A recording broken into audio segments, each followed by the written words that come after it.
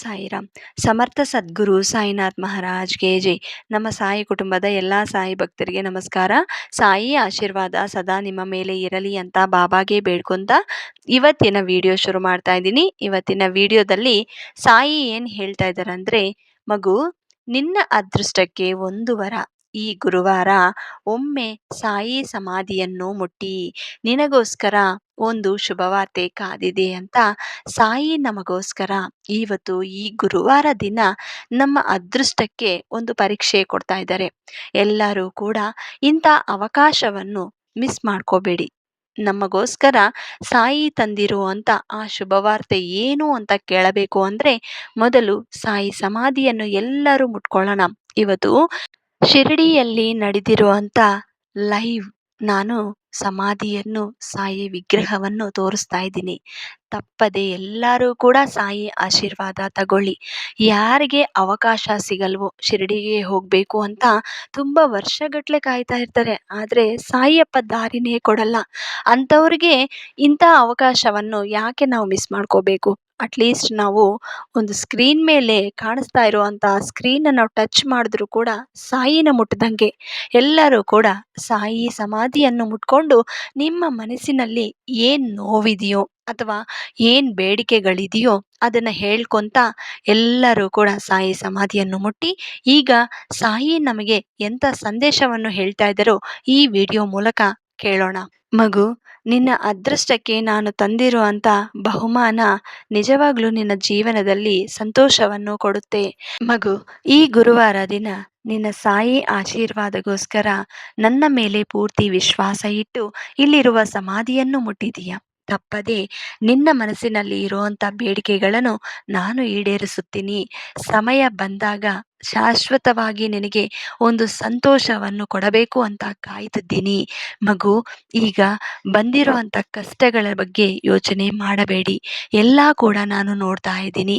ನೀನು ಶಿರಡಿಗೆ ಬರಬೇಕು ಅಂತ ಕಾಯ್ತಾ ಇದೀಯ.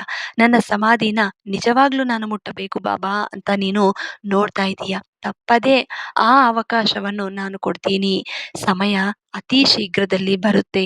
ಮಗು, ಯಾರೂ ನೋಡ್ತಾ ಇಲ್ಲ ಅಂತ ಹೇಳಿಬಿಟ್ಟು ನೀನು ತಪ್ಪುಗಳು ಮಾಡಬೇಡಿ. ಯಾರು ನೋಡಿಲ್ಲ ಅಂದ್ರೂ ಆ ಭಗವಂತ ಮಾತ್ರ ತಪ್ಪದೆ ನಿನ್ನನ್ನು ಗಮನಿಸುತ್ತಾ ಇರ್ತಾರೆ. ಅದಕ್ಕೆ ಅವರ ದೃಷ್ಟಿ ಯಾವಾಗಲೂ ಅವರ ಭಕ್ತರ ಮೇಲೆ ಇರುತ್ತದೆ. ನೀವು ತಪ್ಪು ಮಾಡಿದ್ರು ತಪ್ಪು ಮಾಡಿಲ್ಲದು ನೀನೇನು ಮಾಡ್ತಾ ಇದೀಯ, ಒಳ್ಳೆಯ ಕೆಲಸಗಳು ಮಾಡ್ತಾ ಇದ್ದೀವ ಅಥವಾ ಒಳ್ಳೆಯ ಕರ್ಮಗಳು ನೀನು ಮಾಡುತ್ತಾ ಸಹಾಯ ಮಾಡುತ್ತಾ ಎಲ್ಲರದಲ್ಲಿ ಆ ಭಗವಂತನ ನೋಡ್ತಾ ಇದೀಯ ಅಂದರೆ ಖಂಡಿತ ನಿನಗೆ ಆ ಭಗವಂತನ ಅನುಗ್ರಹ ಇರುತ್ತೆ. ಇವಾಗ ನನಗೆ ಎಲ್ಲ ಕೂಡ ಚೆನ್ನಾಗಿ ನಡೀತಾ ಇದೆ, ನನ್ನ ಜೀವನ ಸಂತೋಷವಾಗಿದೆ, ನನ್ನ ಮನೆಯಲ್ಲಿ ಏನು ತೊಂದರೆಗಳಿಲ್ಲ ಅಂತ ಹೇಳಿಬಿಟ್ಟು ನೀನು ಜಾಸ್ತಿ ತೋರಿಸ್ಕೊಳ್ಳೋಕ್ಕೆ ಹೋದರೆ ಮಾತ್ರ ಖಂಡಿತ ನಿನಗೆ ಒಂದಿನ ಇಲ್ಲ ಅಂದರೆ ಅಟ್ಲೀಸ್ಟ್ ಇನ್ನೊಂದು ದಿನ ನಿಮಗೆ ಆ ದೇವರ ಮುಂದೆ ನಿಂತ್ಕೊಂಡು ಕ್ಷಮೆ ಬೇಡೋ ಪರಿಸ್ಥಿತಿ ಬರುತ್ತೆ. ಆ ಸಮಯ ನಿನಗೆ ಬರಬಾರ್ದು ಅಂದರೆ ನೀನು ಯಾವ ರೀತಿ ಬದುಕಬೇಕು, ಯಾವ ರೀತಿ ನಡೆಸ್ಕೋಬೇಕು, ಜೀವನ ಯಾವ ರೀತಿ ಇರಬೇಕು ಅನ್ನೋದು ಮೊದಲು ತಿಳ್ಕೋಬೇಕು. ಮಗು, ಕೃತಜ್ಞತೆ ಇಲ್ಲದೆ ಮನುಷ್ಯರು ತುಂಬ ಜನ ಇರ್ತಾರೆ ನಮ್ಮ ಸುತ್ತು. ಅಂಥವ್ರಿಗೆ ಸಹಾಯ ಮಾಡಿ ಪ್ರಯೋಜನ ಇಲ್ಲ. ವಿಶ್ವಾಸ ಇಲ್ಲದೆ ನಮ್ಮ ಸುತ್ತು ಇರೋವಂಥವರು ಕೆಲವೊಬ್ರು ಇರ್ತಾರೆ. ಅಂಥವ್ರಿಗೂ ಕೂಡ ನೀನು ಸ್ನೇಹ ಮಾಡಬೇಡಿ. ಆಮೇಲೆ ನಮ್ಮ ಜೊತೆ ಇದ್ದು ನಮ್ಮ ನೆಂಟರಿರ್ತಾರೆ, ನಟಿಸುತ್ತಾ ಇರ್ತಾರೆ, ನಮ್ಮ ಬಗ್ಗೆ ತುಂಬ ಚೆನ್ನಾಗಿ ಮಾತಾಡೋರ ಥರ ಇರ್ತಾರೆ, ಆದರೆ ನಮ್ಮ ಹಿಂದೆ ಮಾತ್ರ ತುಂಬ ಕೆಟ್ಟದಾಗಿ ಬೈಯೋ ಥರ ಅಂಥವ್ರು ಇರ್ತಾರೆ ನಮ್ಮ ಸುತ್ತು. ಅಂಥವ್ರಿದ್ದರೆ ದಯವಿಟ್ಟು ನಾವು ದೂರ ಇಟ್ಕೋಬೇಕು. ಅವರು ನಿಜವಾಗ್ಲೂ ಅವ್ರನ್ನ ನಂಬಿದ್ರೆ ನಾವು ಮೂರ್ಖರು ಅಂತ ಹೇಳ್ತಾರೆ. ಕೆಲವೊಂದು ಸಮಯದಲ್ಲಿ ಪ್ರಶಾಂತವಾಗಿ ನಡೀತಾ ಇರುವಂಥ ಜೀವನದಲ್ಲಿ ಕೆಲವೊಬ್ಬರು ಬರ್ತಾರೆ. ಅವರು ತುಂಬ ನಮಗೆ ಸಂತೋಷವನ್ನು ಕೊಡೋರ ಥರ ನಟಿಸುತ್ತಾರೆ. ಆಮೇಲೆ ನಮ್ಮನ್ನು ತುಂಬ ಬೈದುಬಿಟ್ಟು ಏನೋ ಕೆಟ್ಟದ್ದು ಮಾಡಿಬಿಟ್ಟು ನಮಗೆ ನೋವನ್ನು ಕೊಟ್ಬಿಟ್ಟು ದೂರ ಆಗುತ್ತಾರೆ. ಅಂಥ ಸಿಚುವೇಶನ್ ಬಂದಾಗ ಮಾತ್ರ ನಮಗೆ ಯಾರು ಇಲ್ಲ ಅಂತ ಅನಿಸ್ಬಿಡುತ್ತೆ.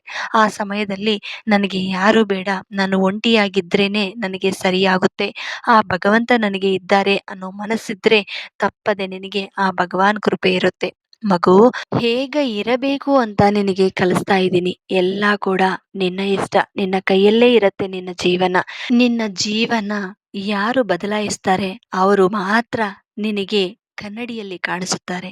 ಅವರೇ ನಿನ್ನ ಜೀವನನ ಬದಲಾಯಿಸ್ತಾರೆ. ಯಾರು ಅಂದ್ರೆ ನೀನೇ.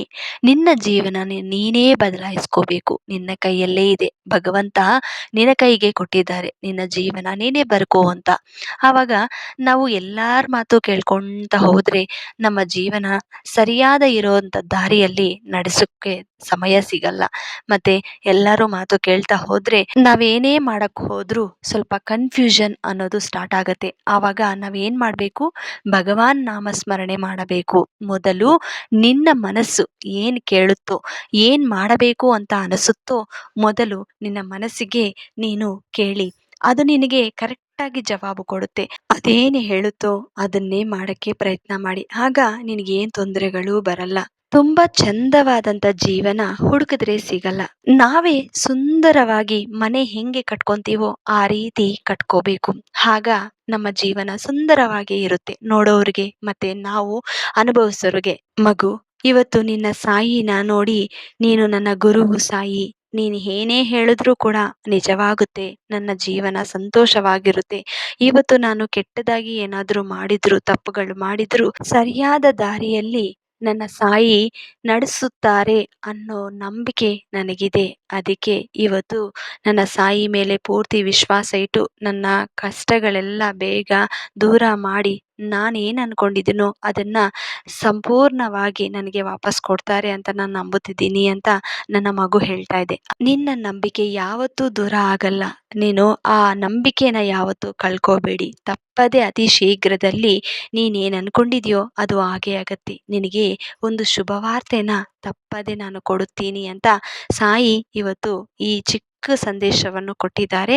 ನಿಮ್ಮ ಮನಸ್ಸಿನಲ್ಲಿ ಏನಾದರೂ ನೋವುಗಳಿದ್ರೆ ಇವತ್ತು ಸಾಯಿ ಮೇಲೆ ನಂಬಿಕೆ ಇಟ್ಟು ಇಲ್ಲಿರುವ ಸಮಾಧಿಯನ್ನು ಮುಟ್ಟಿ ನಿಮಗೆ ಒಳ್ಳೆಯದಾಗುತ್ತೆ ಅಂತ ಸಾಯಿ ಸಂದೇಶವನ್ನು ಯಾರ್ಯಾರು ಕೇಳಿದಾರೋ ಎಲ್ಲರೂ ಕೂಡ ಶ್ರದ್ಧೆ ಸಬೂರಿ ಅಂತ ಕಮೆಂಟ್ ಮಾಡಿ ಮತ್ತೆ ನಮ್ಮ ಸಾಯಿ ಫ್ಯಾಮಿಲೀಸ್ಗೆ ಎಲ್ಲರಿಗೂ ಹಂಚಿ. ಮತ್ತೆ ಇನ್ನೊಂದು ವಿಡಿಯೋದಲ್ಲಿ ಭೇಟಿ ಆಗ್ತೀನಿ. ಅಲ್ಲಿವರೆಗೂ ನಮಸ್ಕಾರ. ಸರ್ವೇ ಜನ ಸುಖಿನೋ ಭವಂತು.